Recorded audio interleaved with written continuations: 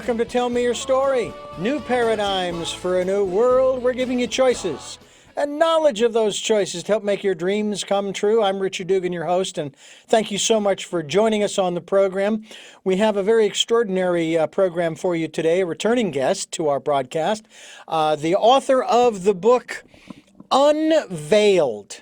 That's right. The book is called Unveiled. We hope that you will get a copy of it. How will you do that? Well, we're going to give you the website in a moment. It's the autobiography of an awakened one. And this awakened one just happens to be joining us all the way from Costa Rica. Don James, thank you so much for being with us. This is really nice to have you back again. Thank you for having me back, Richard. I'm excited, as always, to talk to you. First of all, why Costa Rica? Well, I think it's in chapter 7. The short answer is, when I was a little girl, I had this dream, this recurring dream. And in my dream, I was always standing at the bottom of this beautiful tree. And I was always looking up at the leaves, and I'd never seen leaves like that before. And throughout my life, I kept having this little dream where everything is green, and I kept looking up at the leaves of this tree. And flash forward, I'm 50 something, we're on vacation, and I look up and I said to my husband, "Oh my God, that's the tree." And he says, "What tree?" I said, "That's the tree in my dreams." And it turns out that tree was in Costa Rica. I took that as a sign. So, hey, why not? The tree is called the Guarmo, Guarmo tree. And who knew? But it's native here, and it definitely was in my vision for a long time. So, plus the weather's nice. That's the end of my story.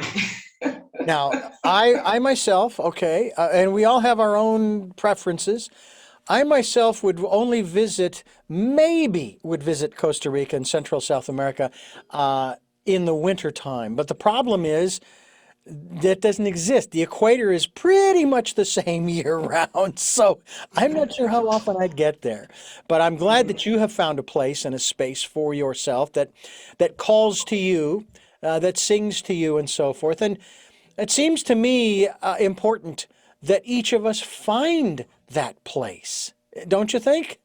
Absolutely. You know, I always say our soul knows its home. And when you get to that place, you're going to feel it. Yeah. You will feel it for sure. There are also those who feel that it doesn't matter where they are, even though, again, for myself, I have my preferences. Phoenix is not one of them, other than to visit my family, my parents and sisters, and when my brother's in town from California. But I don't want to live there anymore. It gets too hot. I had 46 summers. It was 45 too many. I hear you. But that's me.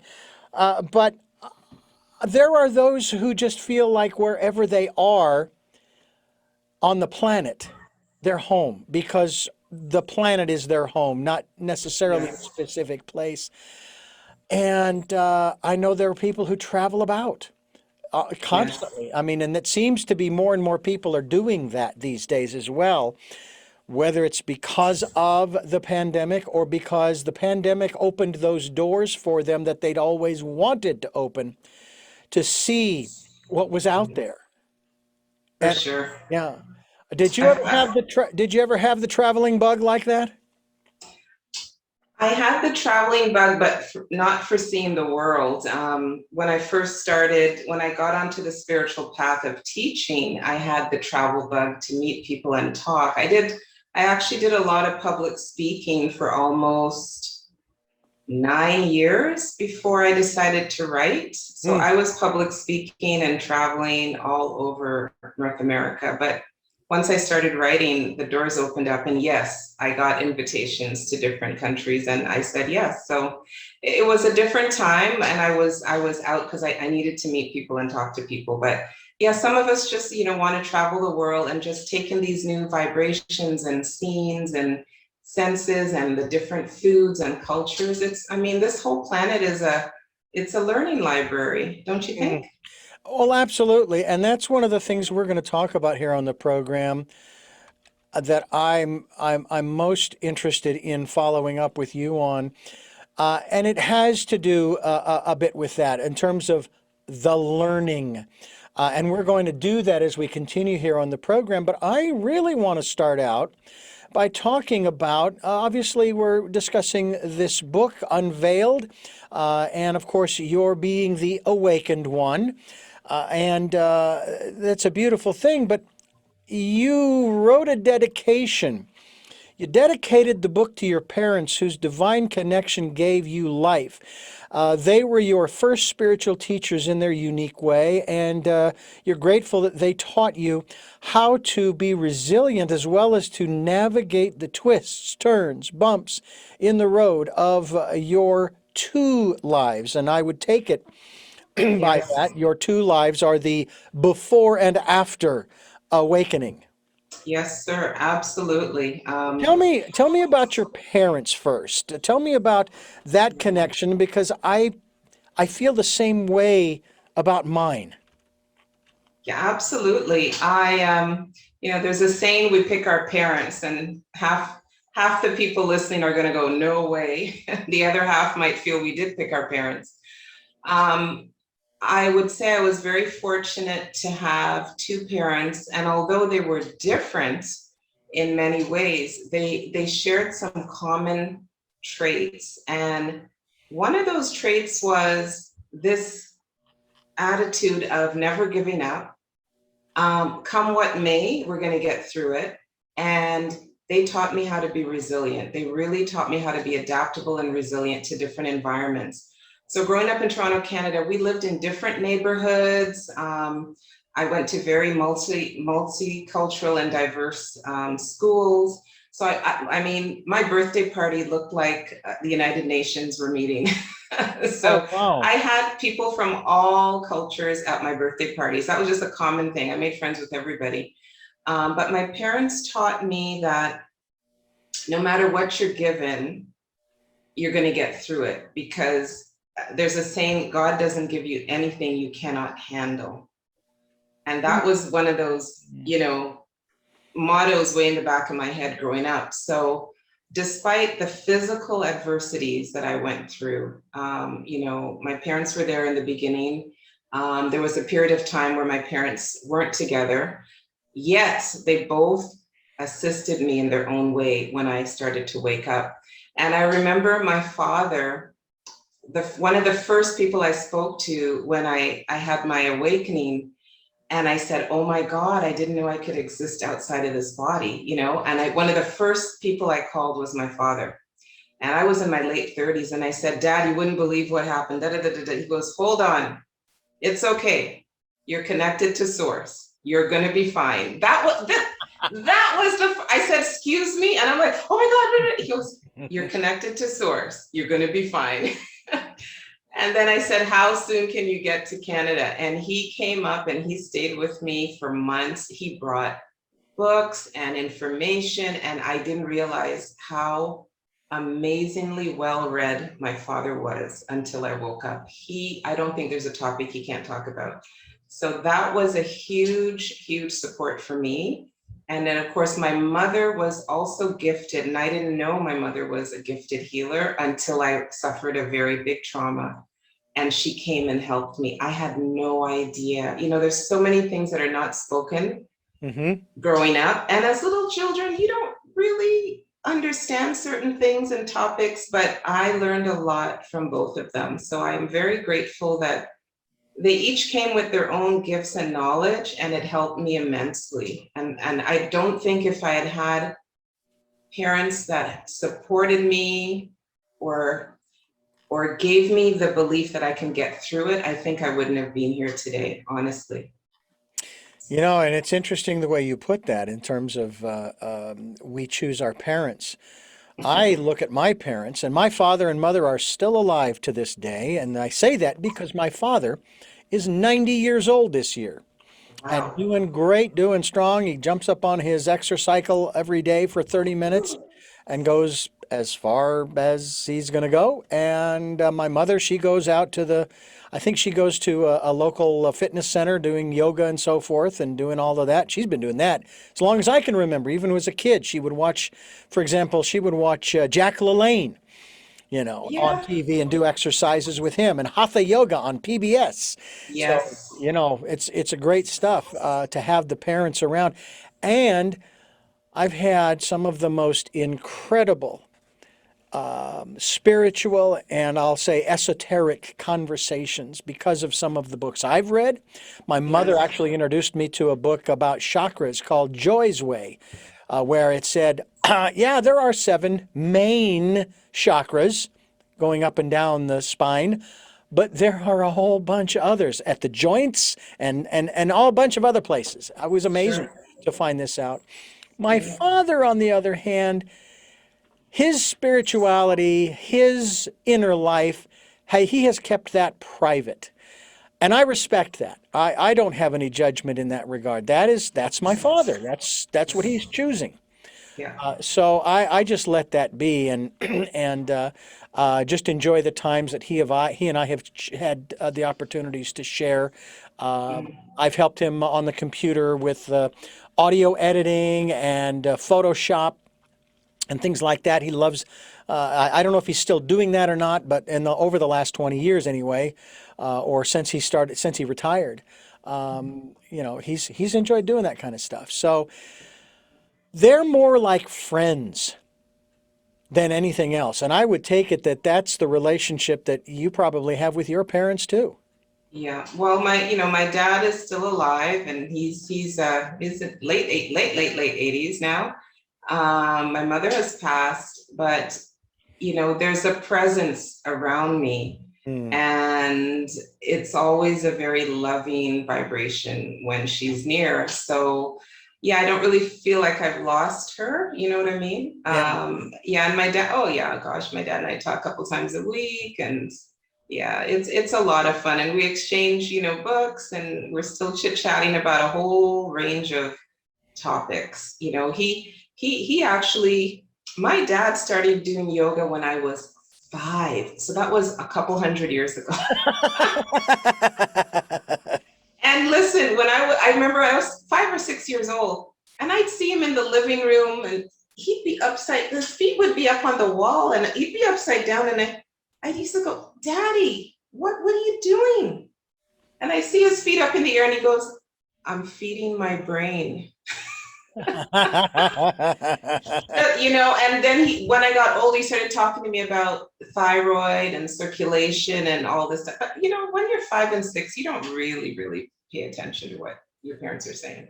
So it's only as I've gotten older and I myself started doing yoga in my 30s and loved it, Bikram and all that. It's now I'm realizing, oh, that's what he was doing upside down. But when he goes, I'm feeding my brain. So I so love yeah, it.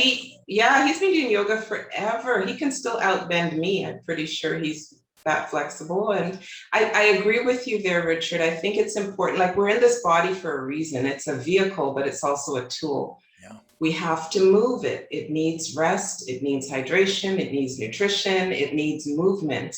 And we're designed to move. We're Yeah. designed to move in a whole range of different ways. So we do have to be mindful. So hats off to your parents for keeping the physical body going. That's great. And they've also, from my very early age, and my brother and sisters, my mother was very adamant about feeding us as well as she could. Back then, organic didn't exist Mhm. because it was just the way they grew stuff. And she would make her own yogurt, and she would make a lot of different things like this, and make good things for us to eat. She even made her own granola, which is really cool. Oh, She'd that's stick a cool. big old cookie sheet into the oven with all of the stuff on there to cook it, to roast it or what have you, and then, so she did Wow. her very best to teach us that we needed to take care of our health. We are talking with Don James, author of Unveiled, and it's the autobiography of an awakened one. And this is Tell Me Your Story. I'm Richard Dugan, your host here on the program, along with Don James, and we're talking about, we're going to be talking about a lot of different things associated with, maybe even not associated with, her autobiography called Unveiled. One of the other things I wanted to ask you about, in reference to some of the other works as we move through this program, other books and audiobooks that you have out, and most of them are dealing with vibration. Raise your vibration, transform your life. How to raise the vibration around you. Raise the vibration between us. Raise the vibration between us audiobook. And then there's Why Are We Here, which is also an audiobook. All of these available at donjames.ca. That's DAWNJAMES.ca. And you can find these books at her website. And one of the things that I'm interested in, that I'm curious about, is this particular book called Why Are We Here? That's one of those profound, eternal questions that man has been asking since we've been here. Yes. And Yes. I find that having a book, in this case, an audiobook, and by the way, I would take it these audiobooks would be available maybe through Audible, which is an Amazon Yeah, the Why Are We Here is distributed through a number of places, Kobo, Amazon, Audible, you name it.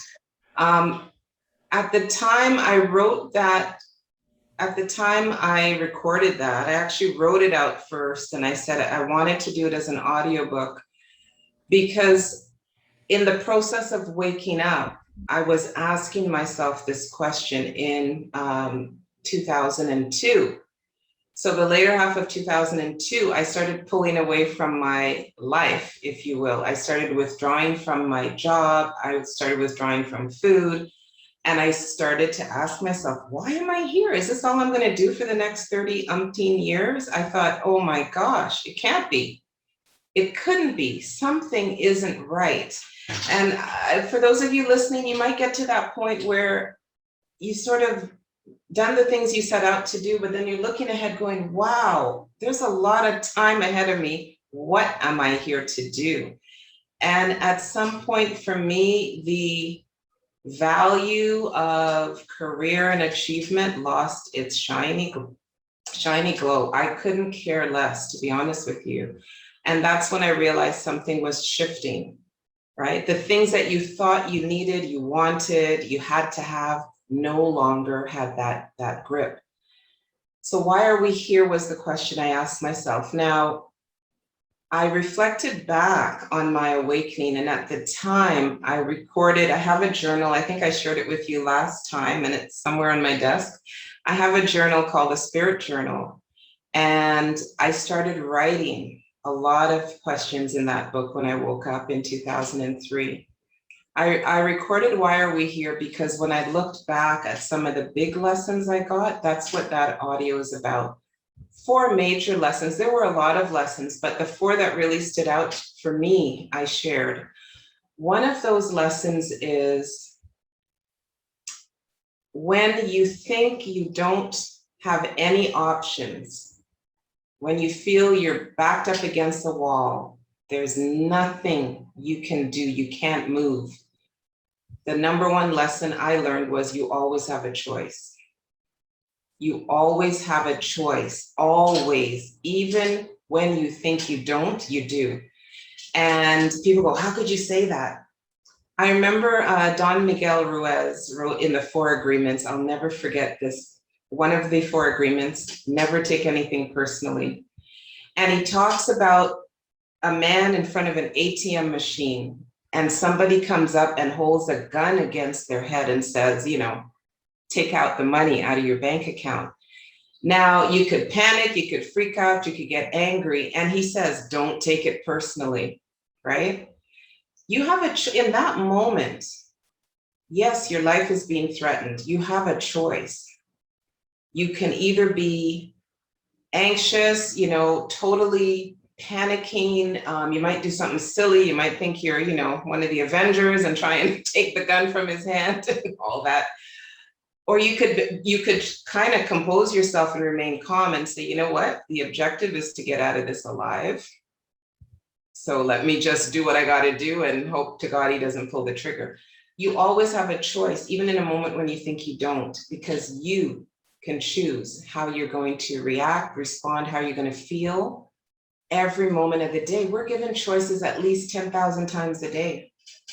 We're not always conscious, but we're always making choices. Would you agree with that?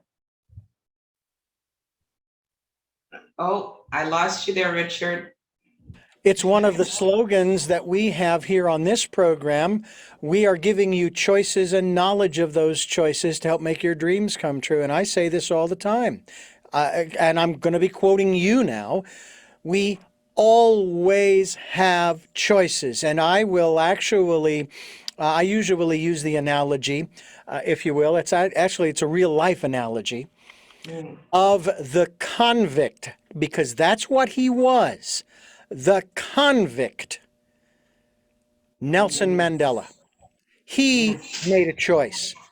He was sentenced to 25 years, and he could have chosen to continue on his rampage of violence and so forth, of aggression, but he chose to go the other way.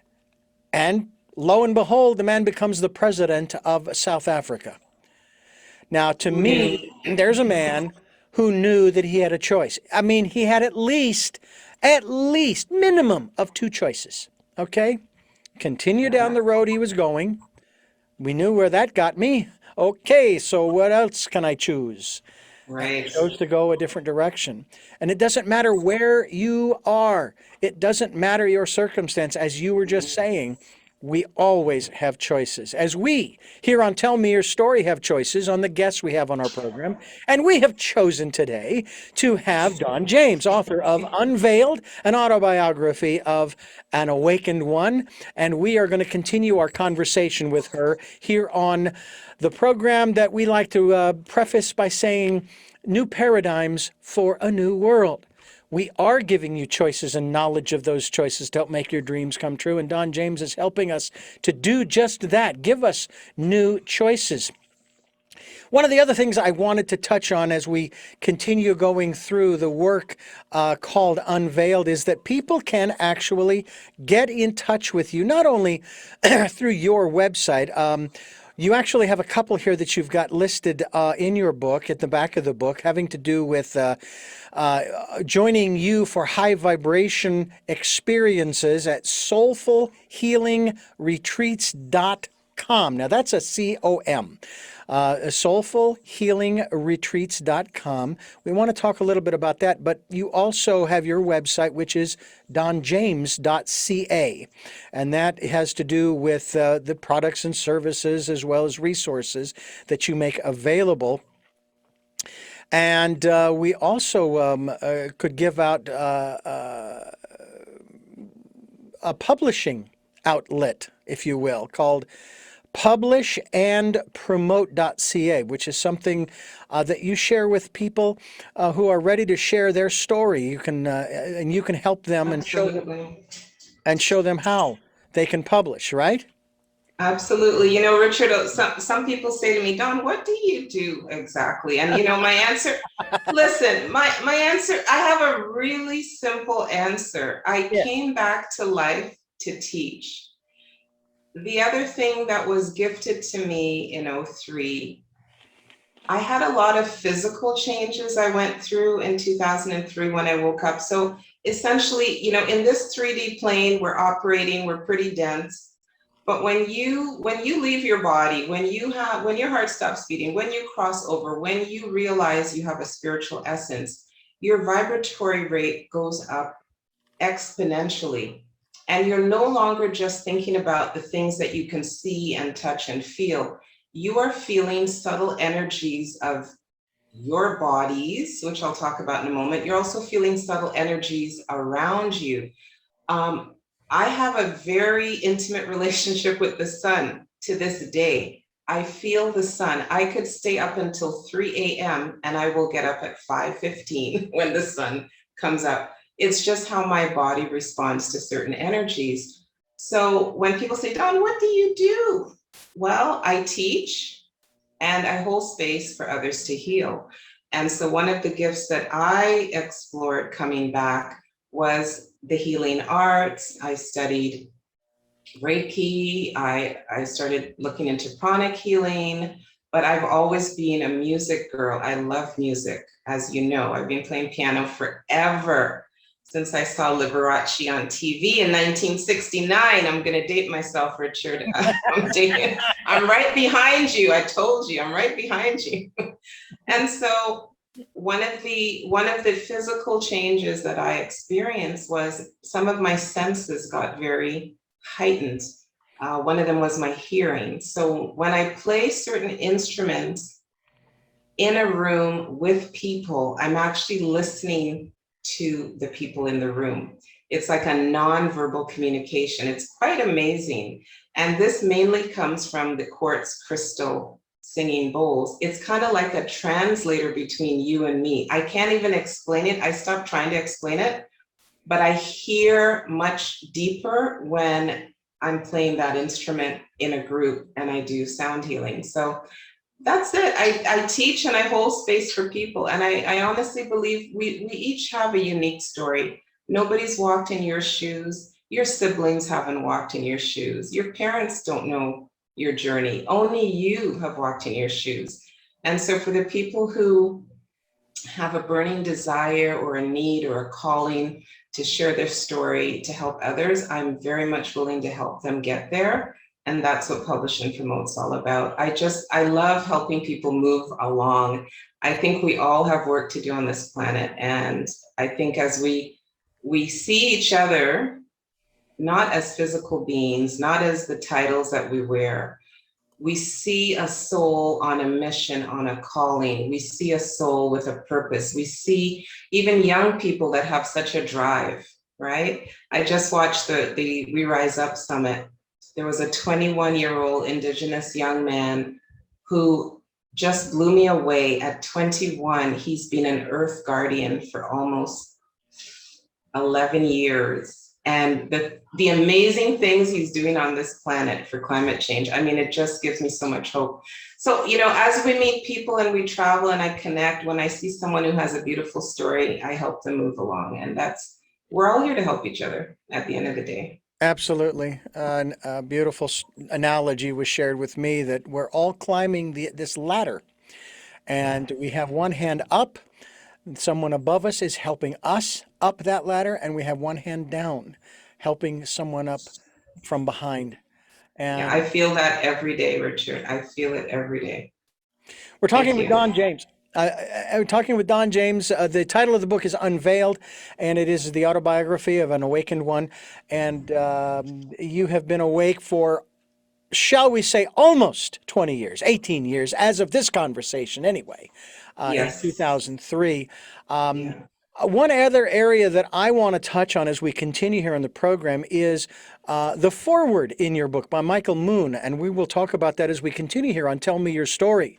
We're giving you new paradigms for a new world, and we're looking for those new ways of living, and I think Dawn may have found a few of those as she reveals in her book and in the work that she does, especially when it comes to vibration. And of course, we've done all kinds of programs on music and toning and vibration and humming and all of those different things that that create sound, and we'll talk about that as well.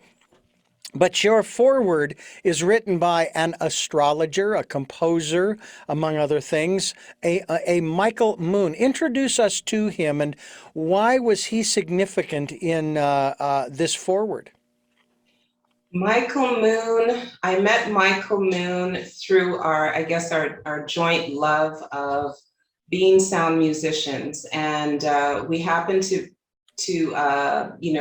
be at the same wellness events, doing different things, some national wellness events.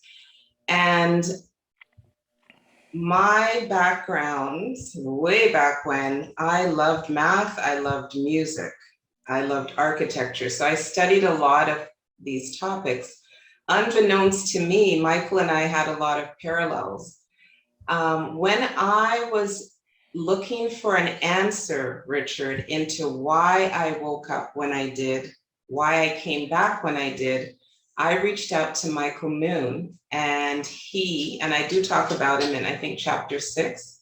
He did an astrological chart for me. And I said to him when we met, I said, I've got 2 birthdays, and I'd like you to do a chart for each of my birthdays. I have my original birthday, and I've got my wake up date. And Michael did the 2 charts for me, and I went to his office and I met him, and I explained in chapter 6 what we saw looking at those 2 charts. And it was the first time I had gotten what I call empirical evidence that nothing is random in this universe. Even the time that I woke up was already predestined. And there was almost a mirror effect. I call it the butterfly effect, between the houses that were dominant at my birth and the houses that were dominant when I woke up. It was almost like a complete mirror image.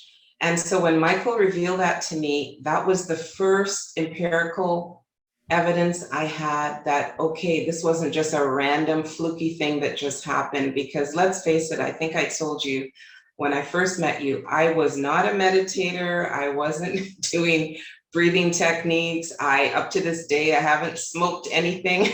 So I'm like, how are these experiences happening to little old me, who, studied math and music and architecture? Unbeknownst to me, Michael also had some physical challenges as a child, and he also studied math and architecture. And of course, we're both sound healers. We kept in touch over the years. I respect his work. He's an amazing artist. And when the time came to finish this story, I reached out to him because he was such a significant part in me understanding how divine the timing was for me to wake up. Because what had occurred in terms of my astrological timeline it was a part of completing something. There was a completion that happened to me in 2003. So instead of being 50%, I got the other 50. So there was a completion. And so he explained that to me. And that's when I realized we're really not complete until we know our spiritual self, right? Just to live in a physical shell. And I talk about this in chapter 1, to only know your physical self is like 10% of who you are. We need to learn all of it, not just the physical. So Michael has been a huge part of my jigsaw puzzle in understanding why I woke up when I did, what came about when I woke up, and what my calling is on this new path. And that's why I was so excited when he agreed to write the foreword of the book. And he does talk about, life is a series of twists and turns, ups and downs, but it's not even about what happens to us. It's understanding the steps you take in the journey. It's more important understanding your steps and why you chose. It comes back to choice, Richard. The choices you make create the path, but the destination is virtually the same. It's just that there's so many paths to get there. Some are smooth, some are rough. It depends on our choices. So he was a huge, huge piece of my jigsaw puzzle when I woke up. Now, there are different types of astrology. His, I take it, is Western astrology. It's a bit of a blend. He has a unique approach to reading charts. He actually doesn't, he looks at the charts and he just starts a conversation. So he's not sitting there calculating. He's actually interpreting all the relationships and the movements of the planets in the whole houses, and he's able to just talk to you. It's a very organic approach he has, but it's quite astounding. And he says he can, just looking at a chart and never meeting someone, he can basically describe their life. Wow. To that point. And I'm just very, very thankful our paths crossed. And like I said, everything in divine order. He understood my journey. He understood why I came back. we've chuckled because I tend to look ahead a little too much. And when the book launched, he said to me, you just got to stay in the present. Stop looking ahead, because he says nothing is in stone as yet. I do have a bit of a, based on the cycles of time, I understand that I have at least one more exit point. So I'm very mindful of my next exit point. And so Michael and I chuckle, and he goes, don't look that far ahead. Just enjoy the journey. Stay in the present. Don't worry about that year. So, and that year's coming up for me. So yeah, we're just, it's a little inside joke, but I really, really try my best to stay present. And that's really important, because being present is where the magic is. Right? Yeah. Well, I know Yeah. that with my Vedic astrologer, David Hawthorne, who is practices the Eastern Vedic astrology, Yeah. which is a little focused a little differently, but still provides the same kind of information. And you kind of alluded to it in a manner of speaking. And I described it early on in our relationship, his and mine, more than 20 years ago. It's like you're laying out a map. You're laying out a roadmap of conditions that you may come upon as you continue moving forward in your life. And for example, during this period of time and that period of time, you may come across a rainstorm. Now, you can choose to get rain gear, an umbrella, et cetera, or not. It's entirely up to you as to how protected you are. And then you'll pass on through it, and you'll move on to the next change, and so forth and so on. And I've often found that very fascinating, as he and I have chatted about this whole concept of astrology. And I know that in the 80s, when I used to listen to talk radio in Phoenix, and they would have astrologers on, Yes. or seers, or what have you, they usually would say the same kind of thing that Michael said to you, that, nothing is in stone yet, that everything is right now, it's fluid. Now, at this moment, this is what we see. Yeah. But in the next moment, because everything is moving and changing, that's going to change. Absolutely. And Absolutely. I find that a very interesting concept that I've been kind of, I suppose you could say, harping on this program, that we need to embrace and love and make our friend change. There's a beautiful line, I've quoted this many times on this program, from John Denver, who in one of his songs talks about how, he says, changes somehow frighten me, still I have to smile. It turns me on to think of growing old. And I remember listening to that song back in the 70s. I was in my Yeah. teens and thinking the same thing, thinking, yeah, it'll be kind of cool, Now, I'd say for the most part, yeah, it has been cool. But then there have been those moments where I wish I had protected myself a little more, and, Right. and so on and so forth. But change. Let's talk a little bit about that as we continue talking with you, Don James, our guest, author of Unveiled, here on Tell Me Your Story. We're going to talk more here about change with Don James, and you can go to donjames.ca. That's for Costa Rica, and we certainly hope that you will. We will, by the way, Don, we will be linked to your website. So share with Thank us you. your perspective about change. Mm. Change. Well, the only thing that is certain in life is change, right? Now, there was a second lesson I had in Why Are We Here? And I think it really ties into this question. One of the lessons I learned in Why Are We Here, one of the lessons I share in that audiobook is, this biblical statement, be still and know. Be still and know. I think it goes, be still and know that I am God, and what have you. But be still and know, I'm claiming that little piece for right now. There are times, again, that we are presented with choices and changes, and everything's always in motion. We have a tendency to rush. We rush to an answer, we rush to a conclusion, we rush to an action. And what I've come to learn in this little journey is sometimes you need to be still, feel things out before you make a choice. There's nothing wrong with pausing. And, you know, I'm coining the phrase 2020 was the year of the divine pause. A lot of us had to pause. When it comes to change, I think number one, you have to be mindful of what is driving you to your choices. I have witnessed people who have made choices out of fear. I can even bring it to present day. There's a lot of people feeling like, if I don't do this, I'm going to lose my job, right? Change is coming and I'm feeling pressured. We have to be mindful of why we are going with whatever we are going with.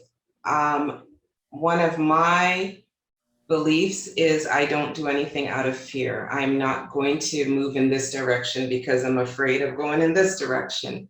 We have to feel confident in our choices. The other thing about change is there are times we have to change in order to adapt to what's coming. And in order to make a smooth transition to that change, yes, it does mean maybe dropping some old habits, adopting some new habits. It takes self-discipline. It takes willpower. When you start resisting change, this is when you start dropping your frequency and you start getting into what I call emotional turmoil. You start getting into chaos in life. There's a tug and a pull and a push. So there are times things are presented to you. If it's not for you, check in with your brain, check in with your heart, check in with your gut. If it's not for you, go the other way. There are times when you're presented with things, feel how it feels to you. If something feels off, it's probably not for you. Really listen to all of your bodies, your mental body, your emotional body, your spiritual body. Listen. These are the senses we have that help us navigate this crazy space we're in. Change is inevitable, but it doesn't have to be painful. It doesn't have to feel like a force. We just need to be able to discern, how do we want to participate in this? And if it really isn't for us, you need to walk away. You really need to walk away. I've had to walk away from things that I did not want to get involved with, or I didn't want to continue on a path with. I just walked away. So pay attention. And I guess the other part of change is be truthful to yourself. Really be truthful with yourself about how you want to participate in whatever it is being presented to you. Really be truthful with yourself and ask yourself, is this going to hurt me, harm me, benefit me? Will it help me grow? We have to ask ourselves some discerning questions, because I honestly believe we have all the answers. And that's one of the first messages I got when I came back to life. All you need is within you. Ask yourself, check in with your feelings, and make sure you're going down this path for the right reasons. And it's definitely resonating with you. So, I mean, for me, that's how I navigate change. Let me tell you something. 2 crazy kids in their 50s had a backpack each and flew to Costa Rica, and they didn't even have a hotel booked or a car rented. That was me and my husband. 2 crazy 50-year-old something. And we got to the airport and I said, well, we're here. I think we need a car. We jumped in a cab, went to the first car rental place we saw, booked the car, and I said, why don't we go that way? Okay, off we went. We had nothing booked. And you know, that was one of the best vacations we ever took, because it was totally spontaneous. We allowed things to unfold, and it wasn't about being irresponsible. We knew where we wanted to be. We had a week to explore, but we weren't so rigid. And what came about was some amazing people we met and amazing places we went to. Life is about being flexible. And sometimes you need to be still and allow things to happen, because guess what? The universe always has your back. Okay, that's my second one. The universe always has your back. Friends and family may not understand what you do and what they go, Richard, why are you doing that show? Richard, why are you on the stage with karaoke? You know, you can't sing, you're tone deaf. You know, people can, they don't get you. You know, I love music. They don't understand. But the universe always has your back.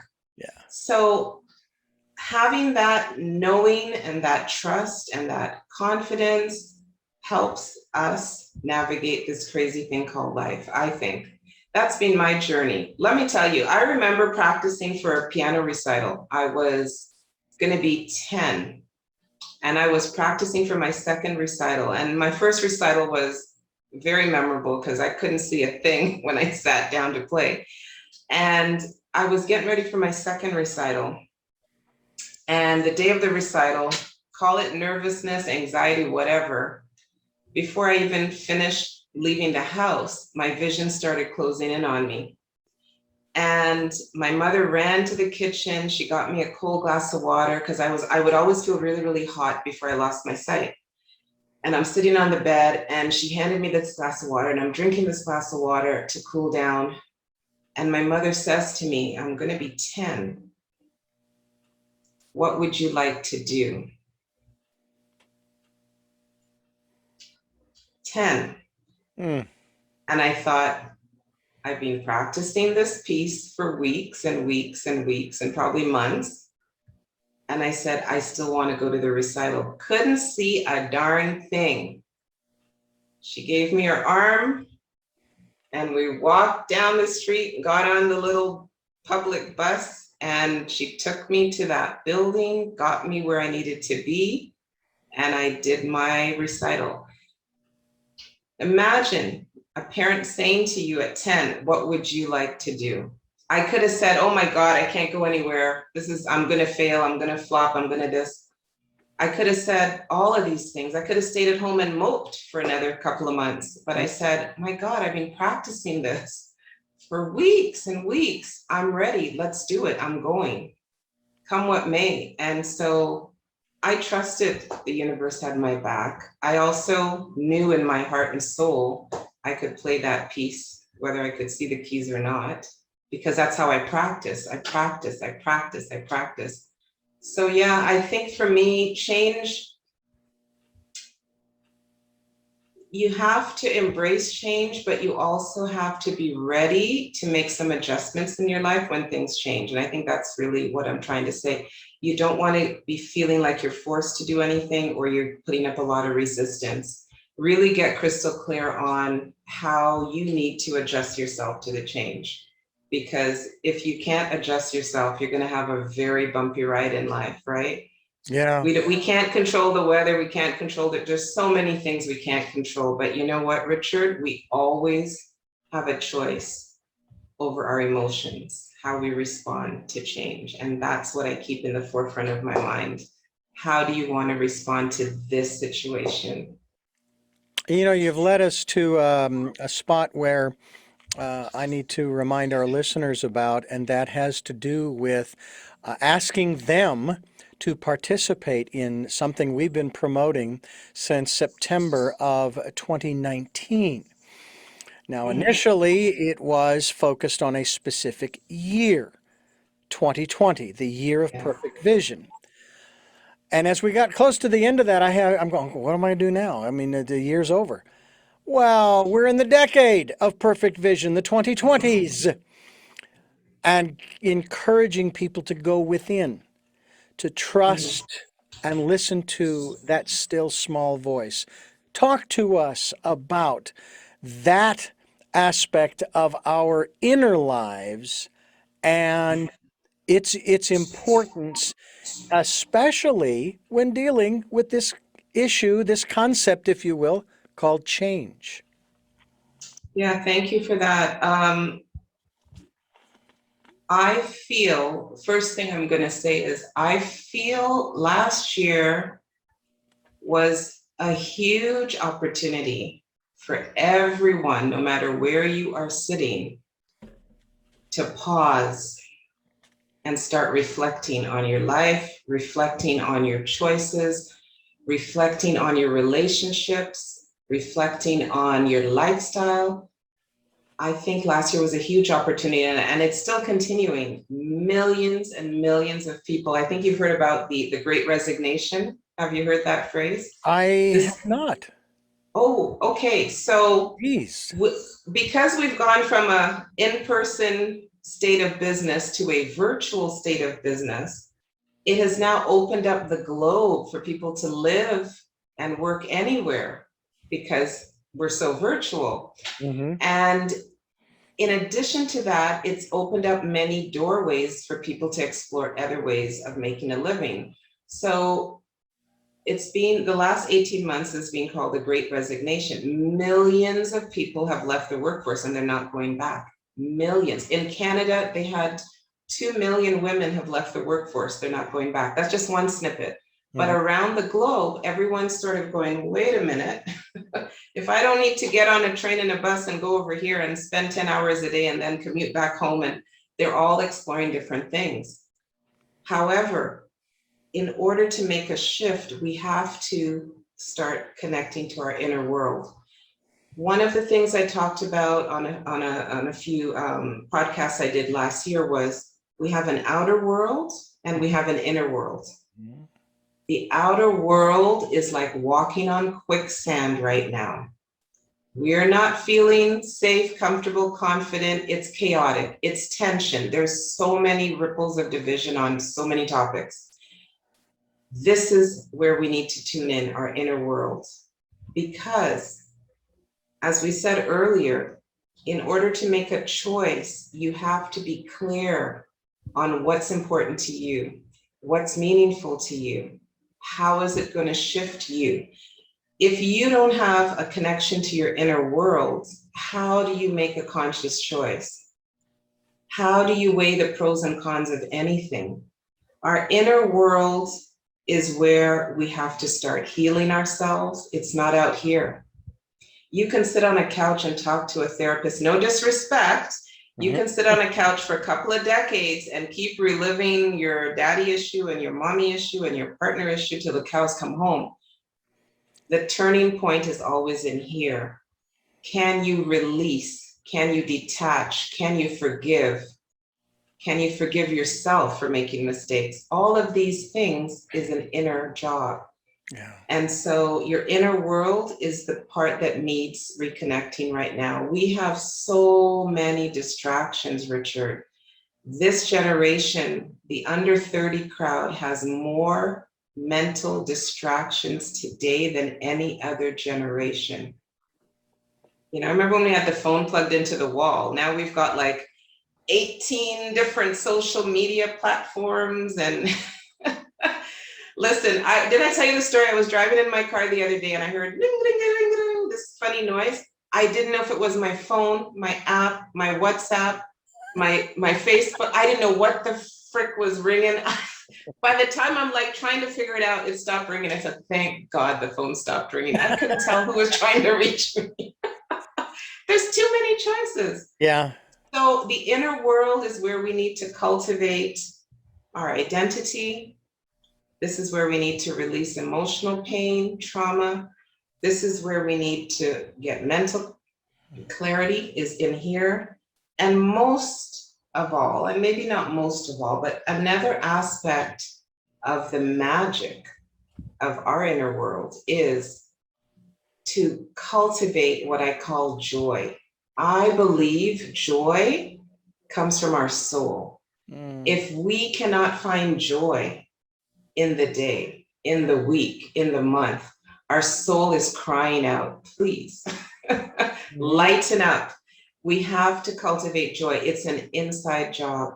So in the whole scheme of change, when you look at our role in change, although some change is external, the biggest impact we can make in our lives is to understand our inner world, understand what makes ourselves tick, understand our gifts, our abilities. Find your way in the world by going through that inventory first and then stepping out. Because when you know who you are and you know what you are and you know what you're bringing to the world, it's much easier to find your happy space, right? Instead of, I'm born, I get on the yellow bus, I go to school, and in 16 years, I'm supposed to figure out what I'm going to do for the next 50 years, and I'm miserable after 10 years. And listen, I know a lot of people who spent hundreds of thousands of dollars to become a lawyer, and they were a lawyer for a day. Yeah. They were a lawyer for 3 years. I know people who spent tons of money to become teachers, and they got disenchanted within their first 5 years, and they left the profession. And my question is, what drove you to that in the first place? 9 times out of 10, the people who left those professions were either doing it to please the family, they did it because it was expected, they weren't doing it because they had a burning heart desire to do it. And that's what I'm saying. Don't let your outer world dictate your path. You need to get in here and get this GPS working, because when this GPS is working, no matter what you do, you're going to be fine, because this is the guiding force behind us. And that's just been my journey. The minute I disconnected from this, this is what's getting me where I need to go, because your heart is light, your soul is light. I hope I'm not too rambling too on and on, but I just want to say, this is the magic, this is the soil you need to fertilize right in here. Well, and you know, one of the things that you've touched upon in terms of change, in terms of listening to that still small voice, is, and I have to say that this is what came to my mind. Now, when I do these programs, the universe is asking the questions. I'm just along for the ride, okay? And so I get these ideas in my head. And one of them is, okay, I have a choice. I have this, I'll just say this situation. Staying in the situation, whatever it is, feels like sandpaper.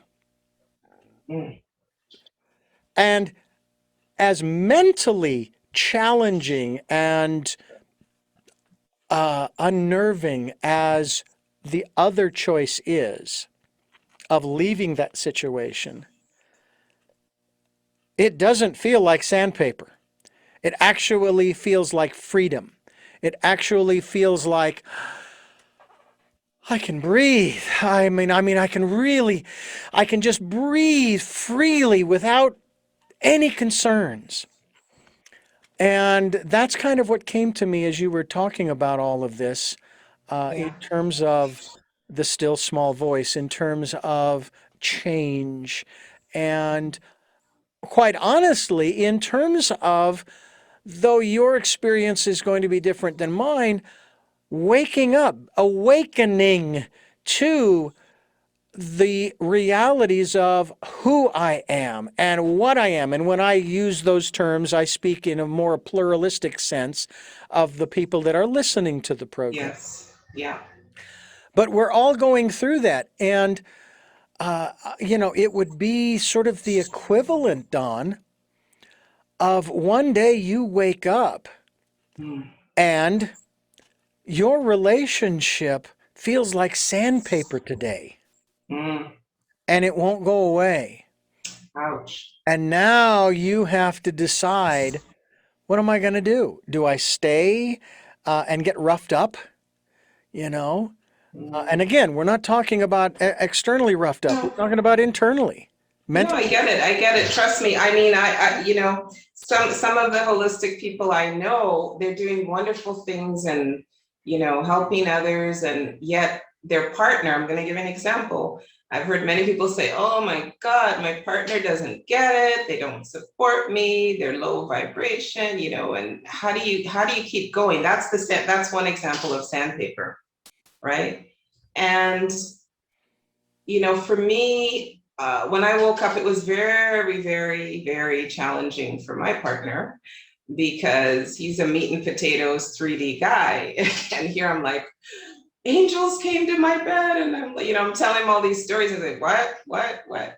So when it's feeling like sandpaper, yet you're not sure you're ready to head the other way. Some of the things that have worked for me in those types of situations is I ask myself if on some level I agreed to this. If on some level I agreed to be in this space in this moment, Mm-hmm. what, and I ask my higher self, what is the lesson in this? Where is the blessing in this? I always ask those two questions. What is the lesson I'm supposed to learn? And what is the blessing in this interaction or relationship? And if you're lucky enough to be in a situation where you can have an open, honest discussion with the other party, find the courage to have it. It would be, and trust me, I know this for my whole life, when I held back my words and I didn't speak my truth, or I didn't want to say something that I should have said because I was afraid of how other people would respond, those words turned on me. And I had all sorts of physical issues, which I shared in the book about losing my voice, laryngitis, not being able to even swallow. Like it was so, the energy of holding turns on you. And so if you're fortunate enough to find the courage to have that open discussion with whoever, Mm-hmm. do it no matter what. It is better to express than to hold back. Because when you hold back, you're creating dissonance in your body and you're going to have resentment. So the first two questions I ask when I'm in a difficult situation, what is the lesson? And help me see the blessing in this. I ask for help. You know, I've been in some crazy situations where, oh my God, so many. I had a situation where, I mean, my parents gave me a choice to make. I had 24 hours to answer a question when they split up, and it was, who do you want to live with, me or her? And I had to, oh yeah, it was like a business transaction. I'm like, oh my God, you know, a little 12-year-old kid having to make these major choices. If you can't have an open, honest communication with that person who's in your life, you're going to have a hard time. But always start with the lesson and the blessing. What is the lesson in this? And please show me the blessing in this. Even when we have difficult bosses, difficult partners, difficult children, difficult parents, ask yourself, what is the lesson in this? I have had to learn a lot about tolerance and patience with my children. They've taught me so much about those two topics. So sometimes we need these challenges in order to help us grow. Quick thing, it's an analogy, but I think you're going to enjoy this, Richard. A friend of mine told me once a long time ago, and I never forgot it. She says, if you put a plant in a pot, if you water that plant every day, it's going to have very thin, weak roots. If you water that plant once a week or once every 2 weeks, the roots get stronger. The analogy is life cannot be smooth sailing. Because if life was smooth, if we kept getting watered every day, guess what? We would never have that opportunity to stretch and grow. The reason why the roots are so deep and thick is because it has had to go without water, and it's had to stretch and grow to find nutrients. It had to stretch and grow to support itself. It has to stretch and grow to survive. And so I always say we're perfect beings in an imperfect world. It's the imperfections of this world that shape us and allow us to get deeper roots. We find ways to cultivate strength, I think. I think that's why we have challenges in life. If we sail through this place with no challenges, just, Richard, how dull would that be? Think about it. That is true. That is If you married the perfect girl and you lived happily ever after for 65 years, I mean, okay, that's nice, but yeah. right?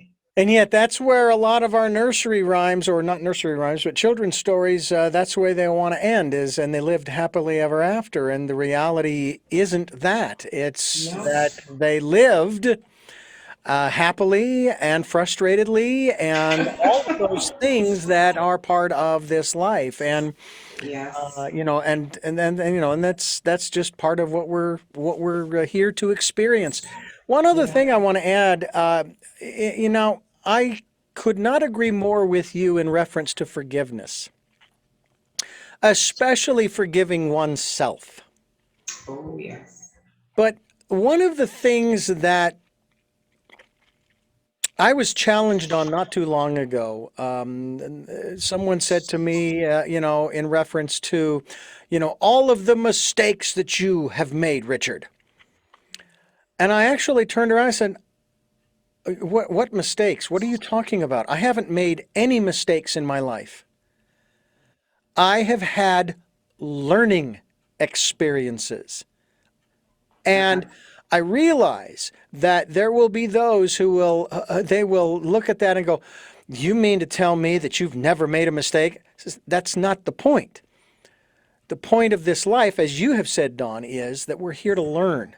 We're here to grow. Absolutely. It's just what you said about the analogy of the plant Yeah. in the pot and watering.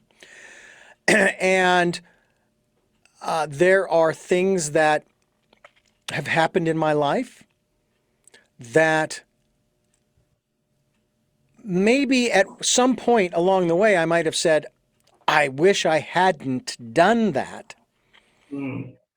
But then when I look at it from the big picture, I'm going, I'm glad I learned what I learned from that experience. I don't regret that experience, because if it weren't for that experience, I would not be where I am right now talking with you about your book Unveiled.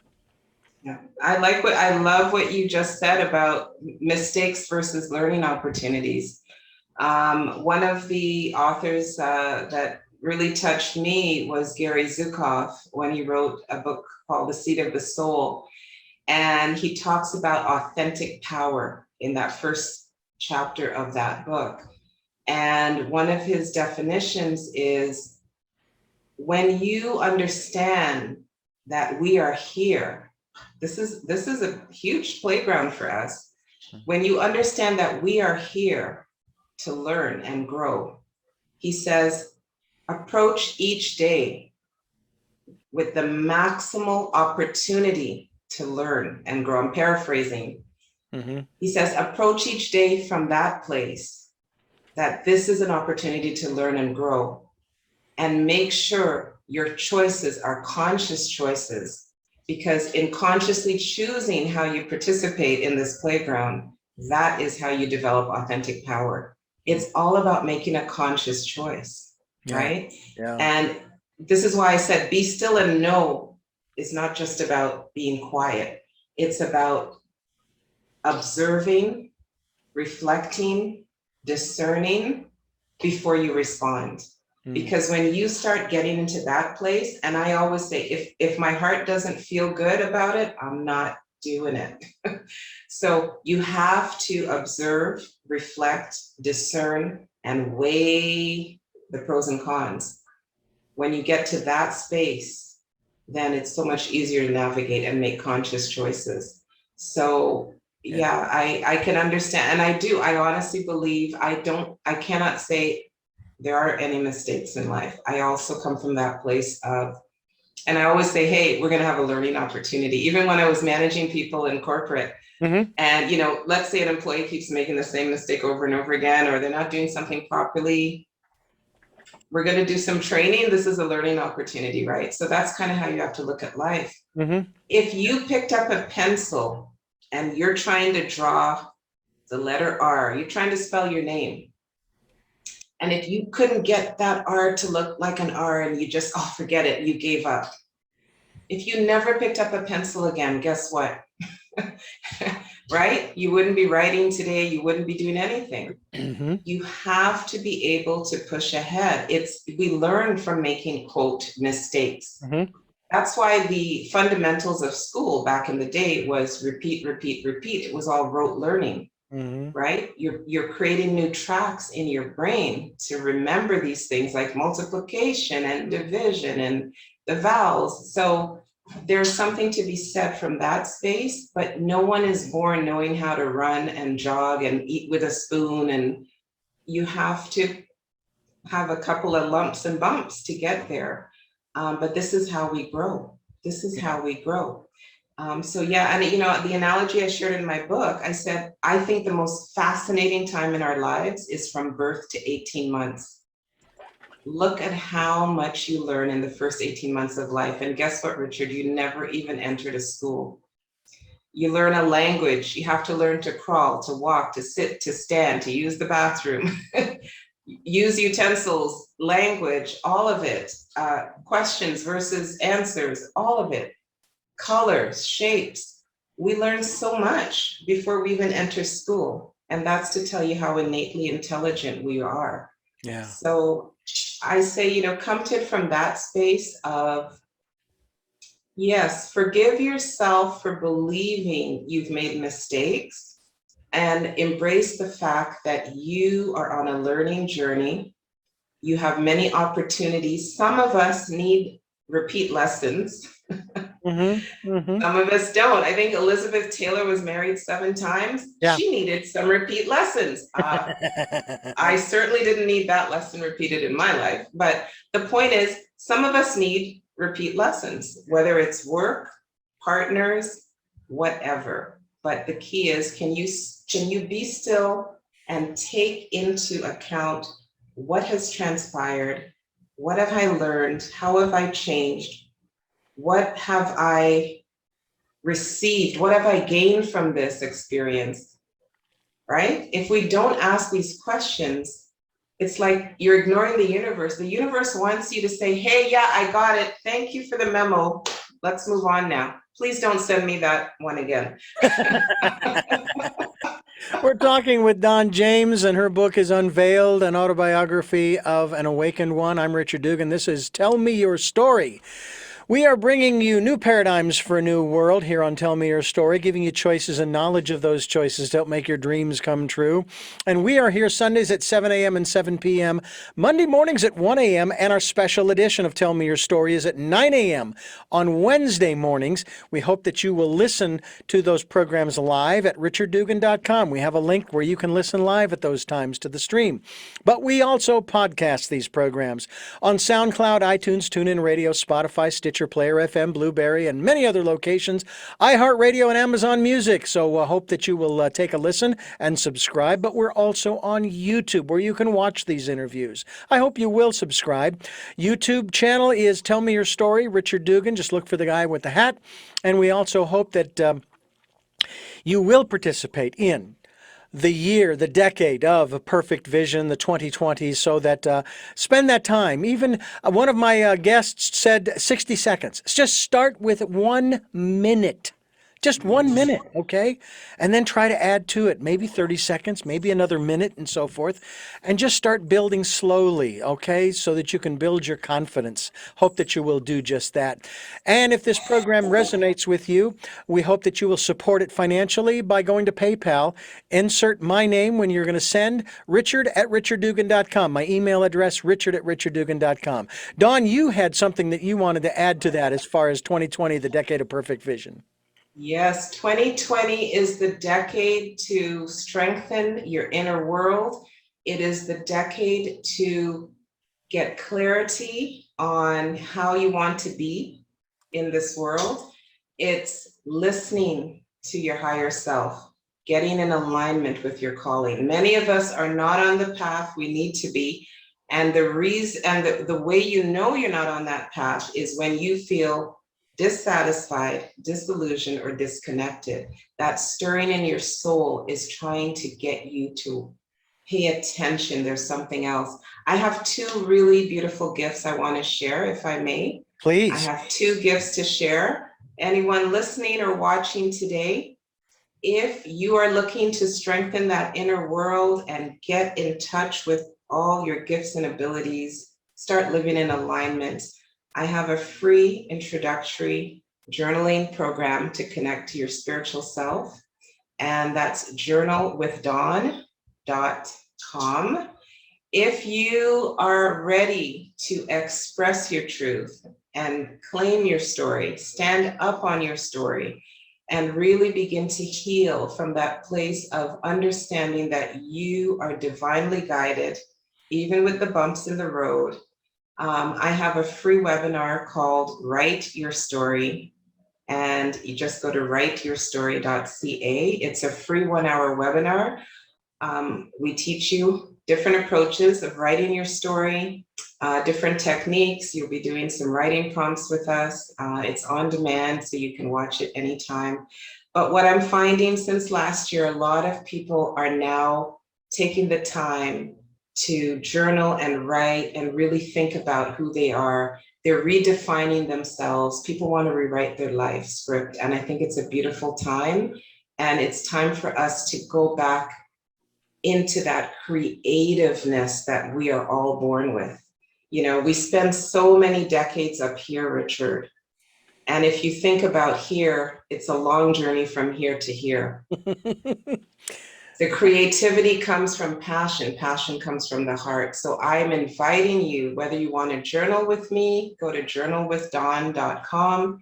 If you want to write your story, we're here to help you get that out of your soul at writeyourstory.ca. I think this is really a time for us to get creative. We've been invited. The planet has slowed us down. It's time for us to remember we are creative, intelligent, divine beings, not just a brain. Yeah. Yeah, absolutely. Don James Yes. and donjames.ca is the website. We hope that you will go there. We will be linked to her website as well as we continue here on Tell Me Your Story. I'm your host, Richard Dugan, and I thank you so much for being with us. Don James, my guest, donjames.ca is the website. Unveiled, an autobiography of an awakened one. We thank you so much for giving us so much time once again here on the program and sharing your story. We encourage people to get a copy of your book. Amazon, of course, is one of the many outlets that they can go to, and they can go through your website, donjames.ca, to do just that. And again, I can't thank you enough for the conversation we've had today and look forward to having you back again here on the program. Thank you. Thank you for having me, Richard. Always a pleasure. I look forward to our conversations. Thank you. Have a great one. We also have 3 final questions that I did ask you in the first program, but hey, sometimes the answers change. And so before I ask you those questions, I'm going to basically mention to our listeners about our broadcast times, podcast times, and video casts. That's right. We have 3 different versions, if you will. The radio broadcasts are Sundays, 7 a.m. and 7 p.m., Monday mornings at 1 a.m., Wednesday mornings at 9 a.m. That's our special edition of Tell Me Your Story. And then the podcasts are on SoundCloud, iTunes, TuneIn Radio, Spotify, Stitcher, Player FM, Blueberry, iHeartRadio, Amazon Music, and many other locations. And all of that also can be reached at richarddugan.com, along with a link to listen to the broadcasts, as well as the podcasts. The video casts on YouTube. YouTube channel, Tell Me Your Story, Richard Dugan. Look for the guy with the hat. Subscribe to any or all of the podcasts so that you can be notified every time there is a new interview, including this one with Don James. And so we hope you will do that. And also participate in the Decade of Perfect Vision, the 2020s, as Don has alluded to. We certainly encourage you to do that. We need to take a look at who we are on the inside, both the light and the shadow. It's all important. It's all what makes us who we are right now. And if you don't like the person you are now, you guess what? We've already talked about this too. You can change. You have a choice. You have multiple choices. So we certainly hope that you will avail yourselves of the opportunity to get to know self. And also participate in supporting this program if you can with a contribution through PayPal, which is for your security as well as ours. Just when you go to send, just put in my email address, richard@richarddugan.com. That's usually what they ask for, and it'll come straight to me, and it'll be used for keeping this program moving forward. And we thank those who have helped and those who will help. Thank you, thank you, thank you. And to our final 3 questions of the program. The first, of course, who is Don James? Oh, you're starting with the easy one. Okay. Well, that answer has not changed since I saw you last. What Spirit has shown me in my journey is I am a spiritual being currently on vacation as Don James. I'm on vacation. What is it that you hope to or want to achieve through the work that you are doing now? I think the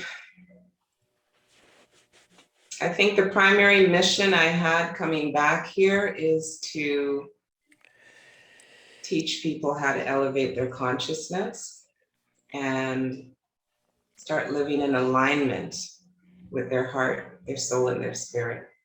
Don't forget those aspects of you. We are multifaceted and we are more than this. So teaching is what I hope to do. Elevate our consciousness and start aligning the upper half. And finally, what is your life's purpose? I remember this question. Oh my. My life's purpose, that has not changed. It is to live in my heart and allow my heart to guide me in how I navigate this world.